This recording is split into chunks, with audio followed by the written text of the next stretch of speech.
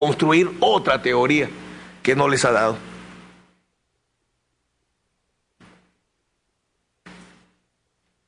Pasemos ahora a examinar otro bloque de pruebas. Vamos a trabajar ahora, decíamos hace un rato, haciendo la presentación panorámica de todos los indicios de la acusación, que la Fiscalía tiene 5 indicios. Indicio de conocimiento, indicio de cantidad de muertes, indicio de móvil, indicio del medio y el indicio del encubrimiento. Terminamos con el indicio del conocimiento y pasamos al indicio de cantidad de muertes.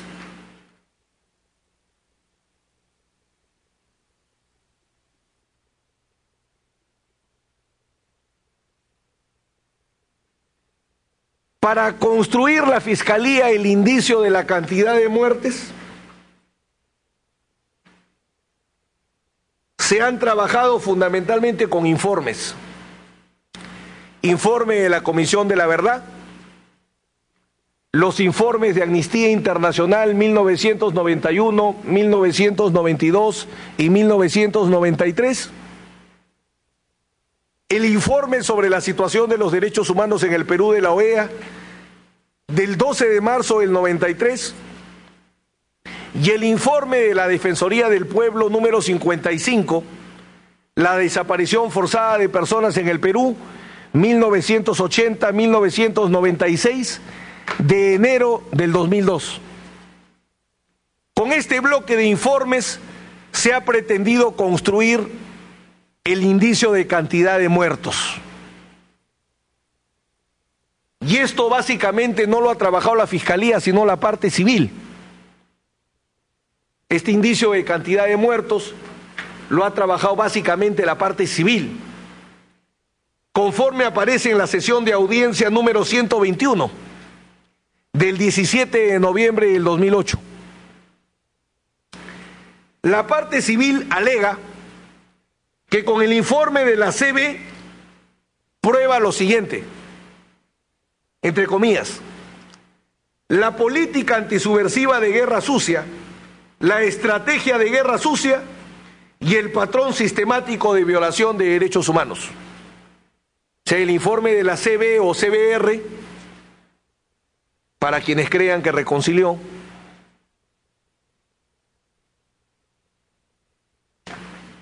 según la parte civil, prueba este hecho: la política antisubversiva de guerra sucia, la estrategia de guerra sucia y el patrón sistemático de violación de derechos humanos. O sea, ya prácticamente con el informe de la CBR condenamos al presidente Fujimori. Ya está todavía todo probado ahí. La parte civil, en la sesión de audiencia número 120 del 14 de noviembre del 2008, ofreció como pruebas documentales los informes de Amnistía Internacional del 91 al 93, ya referidos, el de la OEA y el de la Defensoría del Pueblo. OEA del 12 de marzo de 1993, Defensoría del Pueblo de enero del 2002. La parte civil alega que con estos informes se prueba lo siguiente, ya no con el de la CBR, sino con lo de Amnesty International y Defensoría del Pueblo más la OEA. Textualmente, ¿qué prueba la parte civil? Esto no es un error, un exceso, eso no es una desviación, eso es una política de Estado. Los crímenes del destacamento Colina, por eso también responden a esa sistematicidad.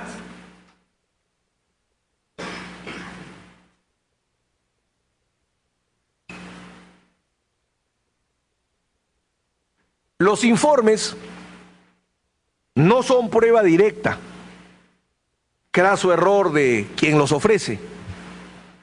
No tienen por objeto los hechos, no tienen por objeto los hechos materia de acusación.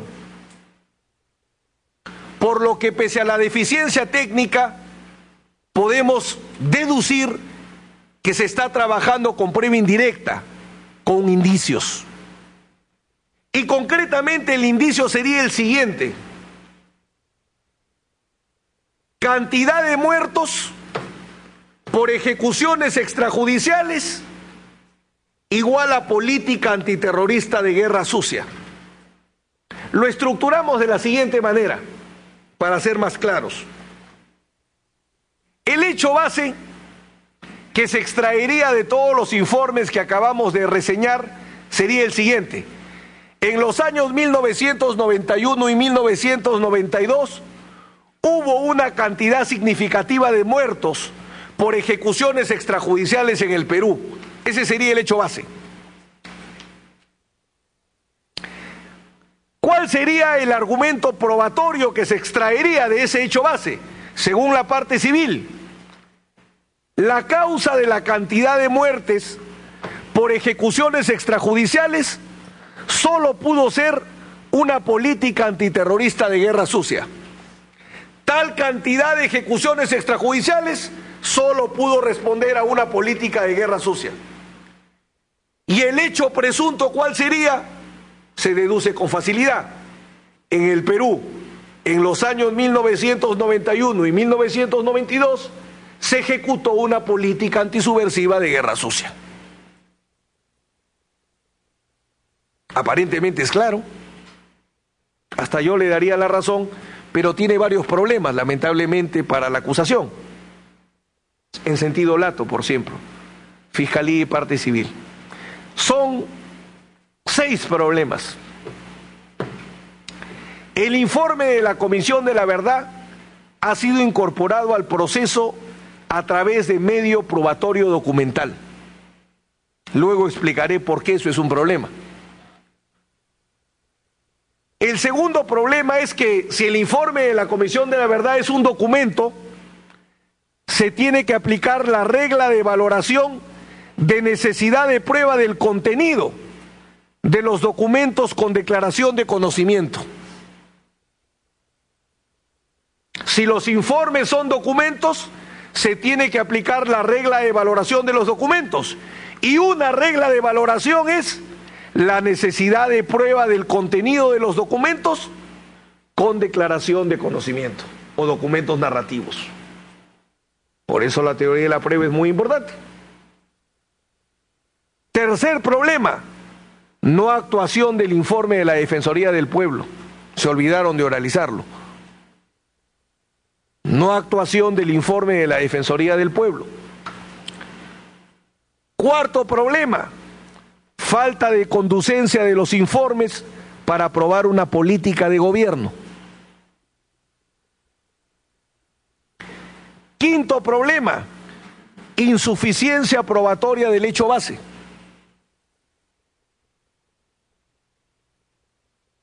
O sea, no se ha probado que haya habido en el 91 y 92 ejecuciones extrajudiciales en un número significativo en este juicio. Y finalmente el problema es la falta de univocidad del indicio de cantidad de muertos.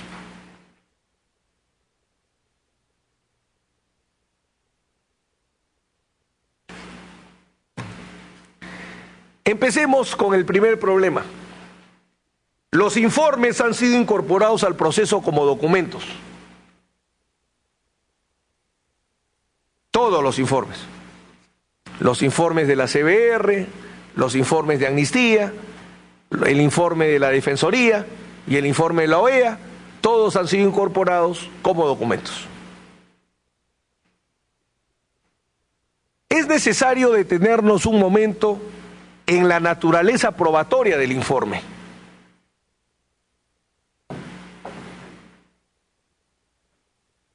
¿Qué tipo de prueba es un informe?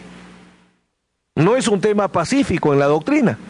Es paradójico, los informes son muy usados, pero poco definido o poco definida su tipificación probatoria. Creo que después del incidente que la Sala determinó la naturaleza jurídica de los informes de los amicus curiae, es el segundo problema de este tipo que la Sala tendrá que resolver. El maestro José Caferata Nores señala que el informe probatorio es la respuesta escrita emanada de una persona jurídica frente a un requerimiento judicial sobre datos preexistentes a tal pedido. que estén registrados en dependencias de aquella.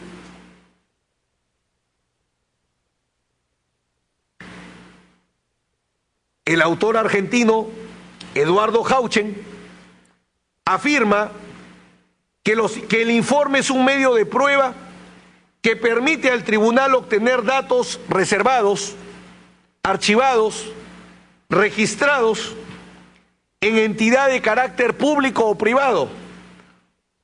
Ubica su naturaleza entre el testimonio y el documento. Dice Hauchen que pueden ser testimonios o pueden ser documentos.